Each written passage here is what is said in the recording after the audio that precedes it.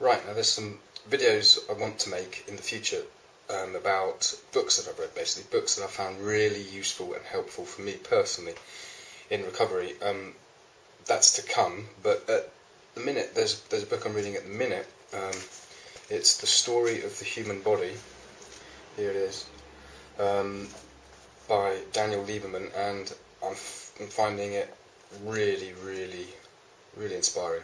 Really useful information, fact-filled, and but stuff you can apply. You can actually apply it to daily life. And anyway, I'm not going to talk too much about the whole book. I'm just going to read. Actually, I'm going to read 2 pages because they really hit home. And one of the things very, very early on, I used alcohol for was to help me sleep. It's kind of one of those. I think I'd read it in a Sherlock Holmes or something. I have a spot of brandy, take the edge off, or I don't know, or Bond. I don't know where I got it from.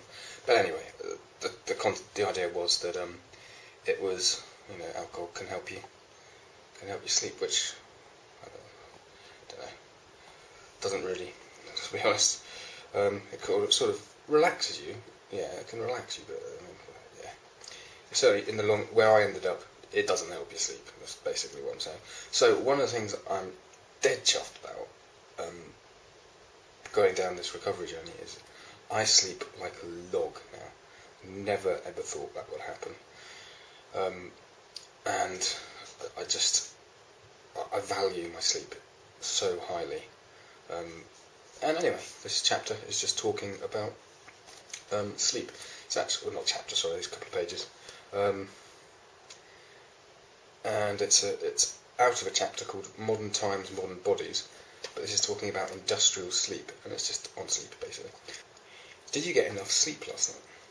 A typical American spends an average of 7.5 hours in bed every night, but sleeps for only 6.1 hours, 1 hour less than the national average from 1970, and between 2 to 3 hours less than 1900. In addition, only a third of Americans take naps. Most people sleep alone or with a single partner in soft, warm beds raised several feet off the floor, and we often force our babies and children to sleep like adults in isolated or near-isolated states, in their rooms with little sensory stimulus as possible. Little light, no sounds, no smells, and no social activity. You may prefer such sleeping habits, but they are modern and comparatively bizarre. A compilation of reports on the sleeping customs of hunter-gatherers, pastoralists, and subsistence farmers suggests that until recently, humans rarely slept in solitary, isolated conditions, not sharing their beds with children and other family members. People usually napped every day, and they normally got more sleep than we do. A typical hunter-gatherer wakes up early morning at dawn, always between 6:30 and 7 a.m. at the equator, enjoys 1 to 2 hours nap at midday, and goes to bed around 9 p.m. People also didn't usually sleep in a single bout, but considered it normal to wake up in the middle of the night before having a second sleep. In traditional cultures, beds are usually hard, and bedding is negligible to mineralize fleas, bed bugs, and other parasites. People also slept in much more complex sensory environments, usually with a fire nearby, listening to the sounds of the outside world, and tolerating one another's noises, movements, and occasional sexual activities. Many factors account for how and why we sleep so differently than we used to. One is that the Industrial Revolution transformed time and provided us with bright lights, radio, television, shows, and other fun things to entertain and stimulate us well beyond our evolutionary normal bedtime. For the first time in millions of years, much of the world can now stay up late, encouraging sleep deprivation. On top of that, many people today suffer from insomnia because they experience more stress and some mix of physical and psychological factors such as too much alcohol, poor diet, lack of exercise, anxiety, depression, and various worries. It is also possible that the usual stimulus-free environments in which we now sleep further promote insomnia. Falling asleep is a gradual process in which the body goes through several stages of light sleep, and the brain becomes progressively less aware of outside stimuli before entering a deep stage of sleep, in which one is unaware of the outside world. For most of human evolution, this slow process may have been an adaptation to help avoiding falling into deep sleep in dangerous circumstances, such as when lions are prowling nearby. Having a first and second sleep during the night may also have been adaptive. Perhaps insomnia sometimes occurs because by isolating ourselves in insulated rooms, we don't hear environmentally normal sounds, such as the hearth crackling, people snoring, and hyenas barking in the distance, reassuring the subconscious parts of our brain that everything is okay. Whatever the cause is, we sleep less and less well than we used to, and at least 10% of the population in developed countries regularly experience serious insomnia. Lack of sleep rarely kills you, but chronic sleep deprivation prevents your brain from working properly and whittles away at your health. When you are short of sleep for extended periods of time, your body's hormonal system responds in several ways that used to be adaptive only during brief periods of stress. Normally, when you sleep, the body secretes a pulse of growth hormone, which stimulates general growth, cell repair, and immune function, but sleep deprivation curtails this surge and instead induces the body to produce more of the hormone cortisol. High cortisol levels switch your body's metabolism from a state of growth and investment into a state of fright and flight. By raising alertness and shuttling sugar into the bloodstream, this shift is useful to get you out of bed in the morning or to help you flee from a lion, but chronically high cholesterol levels depress immunity, interfere with growth, and increase the risk of type 2 diabetes. Chronically insufficient sleep also promotes obesity. During normal sleep, the body is at rest, causing levels of one hormone, leptin, to rise, and another hormone, ghrelin, to fall. Leptin suppresses appetite, and ghrelin stimulates appetite, so this cycle helps you avoid getting hungry in your sleep. However, when you constantly get too little sleep, your leptin levels fall and your ghrelin levels rise, effectively signalling a state of famine to your brain, regardless of how nourished you may be. Sleep-deprived people thus have more cravings, especially for carbohydrate-rich foods. The cruelest irony about sleep in the industrial era is that sleeping well is a privilege of wealth. People with higher incomes get more sleep because they sleep more effectively. They spend less time in bed unable to fall asleep. The likely explanation is that the wealthier people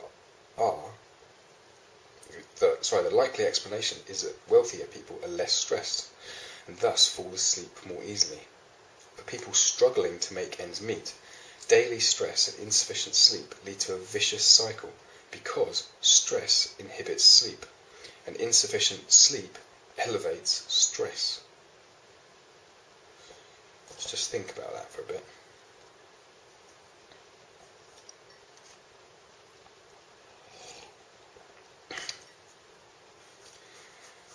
Yeah, now that compare that and all the stuff you learn about addiction, and oh man, there's so much in that that's transferable for me personally, and what I know about the way my body works now and the way, it even said cravings, didn't it? Sleep deprived people thus have more cravings. There we go. Man, so much of that hits home. I think because one of the earliest signs when I noticed I was drinking at a weird hour was, I clearly remember it. It wasn't alcohol abuse. It was just, I was trying to help myself fall asleep, seriously. And it was during my dissertation at university. And I remember it because it was like 2-3 in the morning, and I'm by myself, and I was like, there's something not right about drinking alcohol by yourself that time of the night. But it was from stress. I couldn't stop my brain from chattering in my head, and I just wanted it to shut up so I could go to sleep. And I knew that by drinking alcohol I'd relax a bit. I don't know if that helped or if just more time passed and the time took me to sleep. I wasn't drinking addictively then, but I do remember that time because it was there. It was the go-to sort of substance for reducing stress, really. And as it said at the end here, stress inhibits sleep, and insufficient sleep elevates stress. So it's a vicious cycle, isn't it? If you can't sleep. And it was one. I used to, at the end of my drinking, I hated going to bed. Hated the thought of it because I knew. I guess really because I knew when I woke up in the morning. I don't know, not that it would hurt, but I'd have to go through that whole process of topping up again. I don't know. That's only a tiny note, 2 pages, but this book's full of really, really good stuff that if you take it on board and apply it to your life, can make you live a better life, basically. But yeah, sleep. And sleep is something that I really treasure now. It's something I can just... No, I didn't just do it like that. I don't just flip straight to sleep. But, when I go to bed and I sleep. That just sounds quite simple, really, but it's something that I don't ever really remember myself having nailed, really, before in my life. I think even as a child or teenager, there were nights when I couldn't sleep. And one thing that I really picked up and initially hated at chai, but now I really love, and I am trying to implement it myself here, is no internet after 10. I love that rule. I think that in itself helps sleep. Just not having internet. Turn that off because then you can't click on the next page or do something else. So I've pretty much been pretty strict on that for myself. And it goes sort of 10. 10:30 is what we have here in our flat. 10:30, you should be picking up one of these and reading one of these in bed. Reading or listening to a podcast in bed is what I do now. Usually reading, to be honest. And then, in half an hour, turn the light off and I'm asleep. Sounds so simple, but that's taken a long time to get like that. A long, long time. Like I said, sleep's always been in the background now as a bit of a mystery and a bit of an issue, really, for me, I think. But not this year. I'm killing it this year, sleep-wise. And one thing I did like about that little bit I read out as well, it talked about naps and napping in the middle of the day, because I used to think that was a really bad thing, but I've noticed, since I've been in recovery, I'm just letting my body, I'm listening to what my body's telling me, and very often it tells me to have a nap in the middle of the day, so I've been doing that, and I haven't been ashamed about it. I'm quite happy to do that. And then I would be disappointed if it meant I couldn't sleep that night, but it doesn't seem to do that. So I've been letting myself sleep, have a nap, 15 minutes, half an hour nap, somewhere in the day, quite often,